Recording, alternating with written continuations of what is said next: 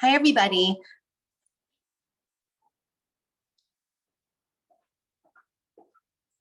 Hey, perfect timing. You're getting on. I'm so happy that you're able to get on. I was just about to start talking about Shabbat routines and take your questions. So just a little story to kind of prime the pump here and let you know we are all in this together. My husband and I just had our first money date. And, my journey with money has been so similar to developing the routines I had to develop to lose 80 pounds and then to have that ideal weight mindset where I could maintain it. And yay, I'm so happy you got on. Two, I'm so happy you're here and start asking me questions as we're going, all of your kind of Shabbat routine questions. But I wanted to share kind of this personal story that just happened because we have had budget dates for the last 2 years. And 2 years ago, we were 100,000 shekel in debt. And those money dates were really painful. And I used to sit down to them with tea and like a plate of vegetables to like stress snack. And we had to take imperfect action. Our first budget's like the first 3 months, only half of our expenses were put in the budget. The second 3 months, finally, like most of the expenses, but a lot of times we were like hustling at the end of the month to put everything in from all the bank accounts and all the credit cards and put everything in. And when we would get to how much we were spending and how much we were earning, and it was so stressful. And like there was all this communication conflict and all these things. And each year and each month, we just kept working on it. We kept showing up. We kept tracking it and even learning what it to track it. We're like, okay, we're tracking our expenses, right? It doesn't nuance of what you're doing till you actually go through the process. And so today we had our first money date after 2 years of effort that actually felt like a date. We sat down and for 30 minutes, we just talked about where we were in our relationship to money and God for 30 minutes, where we were to our business, to what we were accepting, to how we were feeling in the family and how we felt about it. And only then did we sit down and go through our budget and look if it reflected the values we just talked about. And then we looked at it and we said, okay, let's change this. Okay, this coming forward, like, let's think about these expenses. And that journey could not more perfectly illustrate the journey you're going to go on in your Shabbat routines. At the beginning, it's going to be a lot of imperfect action. It's going to be a lot of learning what doesn't work, getting insight into what works, getting insight into how you can do it better. At first you're going to be like, I just can't get it together to have, a Shabbos breakfast that's not 2 rugelachs and coffee. Or I just can't make time for breakfast at all. And you're going to try some different breakfasts. And it's just going to be like, I'm not sure. I don't know this season, this. And then you're going to keep going into like, well, what do I value Shabbos morning? Is it that it's my alone time with my cup of coffee and the paper and all the kids are out of the house? Or is it that I have all the kids home and around me and I really want to be present with them and having them set the table and having them have a Shabbat experience? Like, what do I want from all this? And then you're going to start to look at your tracker and you're going to start to look at your Shabbat routines and be like, hey, does this reflect my values? And it might take some time, but that's the secret to having an ideal weight mindset, which is what I teach in the Shabbat Ideal Weight Blueprint. And I have some questions you guys asked in advance.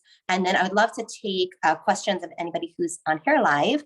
So if you want to write in the chat or come on video and feel free to ask. Either way, I would love to see questions. What do you have? Ask me a question on any, Shabbat routine. Yay, I'm so happy you got on too. Talk to me. What are your questions? You're here.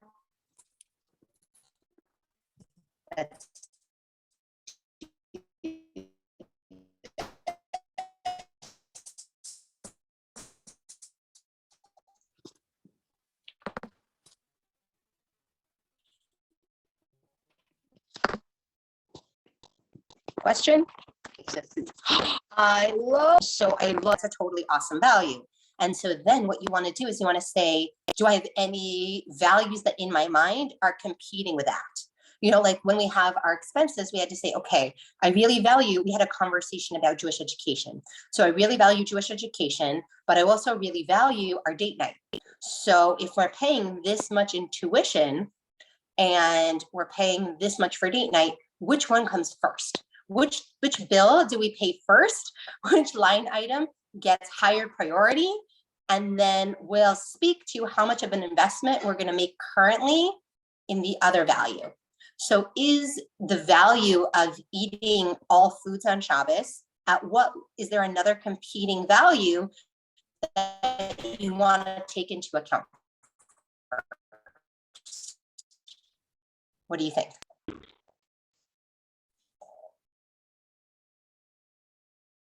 Health as the value versus eating that baked good. The issue is if it's done right and I balance it, it could work. It's not an issue. That's exactly the solution. So just like in like a budget scenario that I'm working on now, I had to take that same from food, right? So I had to be like, okay, well, there's lots of different kinds of cake I could have that would meet my need and my value for having a treat on Shabbos. And in the Shabbat Ideal Weight Blueprint, under the topic, optimize your nutrition, it's actually not under routines, it's under the lesson, optimize your nutrition. I really talk about how on Shabbat, we don't need so many fiber-filled carbohydrates because we're not running a marathon. We're not actually expending a lot of physical energy. You know, I wear a watch and it calculates my calories. So I have it a special Shabbat setting and I don't see it over Shabbat. It doesn't calculate certain things over Shabbat, but it still calculates my calories. I see it over a week. You know, it just happened to see it if I look back. And over time, I saw that I burn 700 less calories on a Shabbat just from daily activity, even if I work out on a Saturday night. Okay, that's how much less I move on Shabbat than I move on an average day. How much less I use my brain, like thinking, working, creative, like how much I'm really doing the mitzvah of resting on Shabbat. So I don't need the same amount of maybe fiber-filled, fueled carbohydrates to like get me going. But what I really need is that treat. What I really want is something with a little white flour and white sugar maybe, or maybe I really want an almond flour coconut sugar cookie, depending on right where your value of health versus having a place for all foods fit in. What do you think?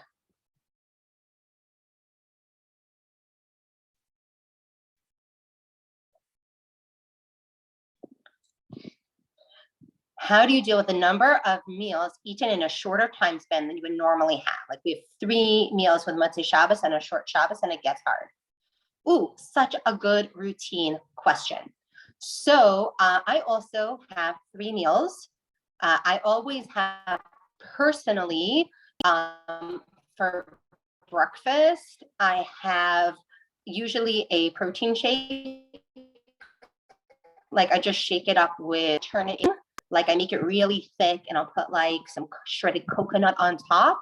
And I have a coffee Shabbos morning because I just need, and I usually have that around 10 a.m. when the rest of my family has kiddush and like a piece of cheesecake or a cookie or something like that. And that's at 10. And then we eat Shabbat lunch at around 12. I actually find it very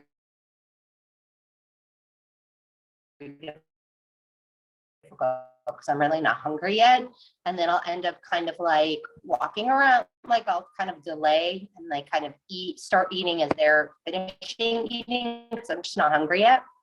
Always have, that's definitely our biggest meal. We have lots of salads. We have lots of other yummy things, lots of cooked vegetables. We have protein some of the time. Sometimes I'll have some beans, some lentils, some brown rice, some potatoes, some sweet potato, some wine, and a cookie. Quite honestly, and I want to have brown rice. And I always have my dessert after Shabbat lunch. And I really, really take my time over it. That's the time in our family. The routine is that the kids do all the cleanup after Shabbat lunch. My husband and my older son go to mincha. The girls start, and they washing the dishes, clearing the table. Then when the boys come home, they put food away. They dry and put away all the dishes. The reward kind of, or the, the give and take is that after we get up from our rest, they might have friends over, they might go to Bnei Akiva, and they always want like a Shabbat snack or a treat or something special. And I keep a box up top where my kumkum and plata are. And any junk food that they have at a friend's house, they see in a commercial, like they whatever that they ask for, I will try to buy at some point, and I put it in the Shabbat box. So if they'll say, Mom, like I really want Mike and Ike's, like I'll buy Mike and Ike's. And I will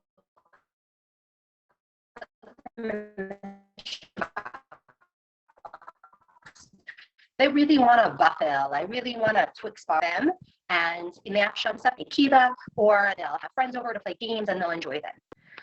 I noticed that, I don't know if this happens to you guys, but this is seriously in the routine video, that when I wake up from that Shabbat nap, my blood sugar is really low, and I always want something sweet. And so that was always like a time for me where I would end up in a weight gain mindset of like popcorn and eating the kids' junk food, and like just like before my brain even engaged from the nap. So I realized that it's part dehydration from the sleeping and part like I'm not used to sleeping during the day. And if I pause and have a full 16 ounces of tea before I eat anything, then if I want something, I always now have my standard. And then I'll cut up a big plate of vegetables, and that's usually when I'll have a fruit. And I'll have that like for Suda Shlishit. Sometimes I have a hard-boiled egg or a little smoked salmon, but the truth is I'm not usually that hungry, and I want to eat like Motzei Shabbos because Saturday night is so long in the winter, and then I flip that in the summer. In the summer, I have like I'll make a kugel like with egg, like basically a crustless quiche for Suda Shlishit, and have a big salad. And then Saturday night, maybe I'll just have some cut vegetables and a little smoked salmon or something like that. Like I kind of flip it summer, winter. And so that's how I can have 4 meals in. And then Saturday night for me was always pizza and ice cream, and it really kind of like anxiety filled. Oh my God, the week is coming, very stressful time. And so my husband and I started making a date most Saturday nights in the winter, and we'll go see another couple, we'll play a game, things like that. Tell me more about this crustless quiche. It's really easy. I take a bag of frozen vegetables, usually broccoli or cauliflower, and I put it in like a 9x13 or like a circle pretty glass dish. And then I take 6 eggs, and then 6 more egg whites. So it's like a whole dozen eggs, but it's half yolks. And then I add in some onion powder and garlic powder. And like I have this from iHerb, it's called 3 onion seasoning. It's really good. It's like a healthy version of onion soup mix. So I guess you could use some onion soup mix. And I add 2 tablespoons of mayo and salt and pepper. And I beat it all up. And I just pour it over the frozen vegetable, usually broccoli or cauliflower. If I'm feeling like I have plenty of time, I'll saute an onion and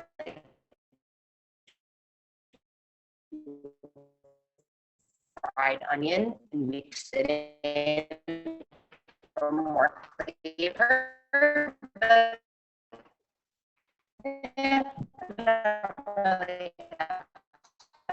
usually,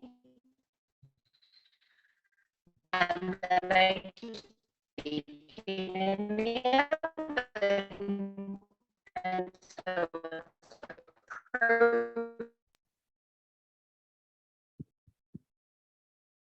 okay, while you think of one, I'm going to share one that you guys asked in advance, and that was a really good one. That was how do you prepare for Shabbat? So I have an entire video called Welcome in the Weekend, and it talks about, right, like what are your values going into Shabbat, And what's part of your preparation? So first thing of my preparation is to, on Wednesday, I go grocery shopping on Wednesday for Shabbat.